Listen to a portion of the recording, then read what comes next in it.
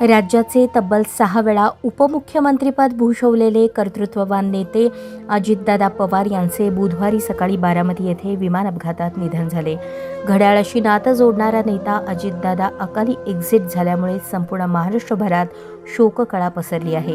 गुरुवारी सकाळी बारामती येथील विद्याप्रतिष्ठानच्या प्रांगणात अजितदादांच्या पार्थिवावर अंत्यसंस्कार होणार आहेत.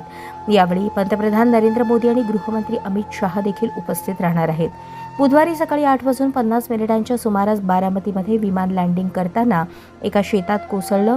विमान कोसळल्यानंतर मोठा स्फोट झाला आणि आगीने पेट घेतला. आगीत संपूर्ण विमान जळून खाक झालं. याच अपघातात अजित पवारांसह 5 जणांचा दुर्दैवी अपघाती मृत्यू झाला.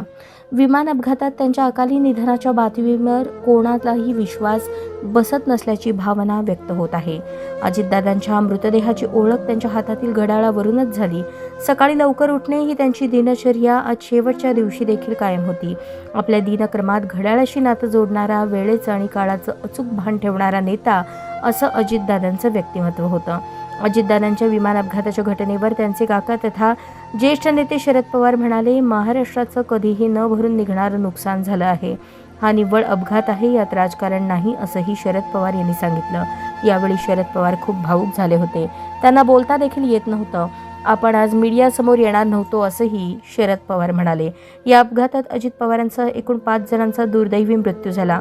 विदीप जाधव, अजित पवार यांचे खासगी सुरक्षा रक्षक, pilot captain Sumit Kapoor, captain Sambhavi Pathak, flight attendant Pinky Mali अशी मृतांची नावं आहेत. दादांच्या निधनानंतर राज्यपाल आचार्य देवव्रत, मुख्यमंत्री देवेंद्र फडणवीस, उपमुख्यमंत्री एकनाथ शिंदे यांनी पुण्यश्लोक अहिल्यादेवी होळकर शासकीय वैद्यकीय महाविद्यालय येथे उपमुख्यमंत्री अजित पवार यांच्या कुटुंबियांची भेट घेऊन त्यांचे सांत्वन केले. हा आपला हक्काचा चॅनल AG न्यूज. संपादक अंबादास गज्जर. या YouTube चॅनलला लाईक करा, शेअर करा, सबस्क्राईब करा. संपर्क 94 92 37 68 92.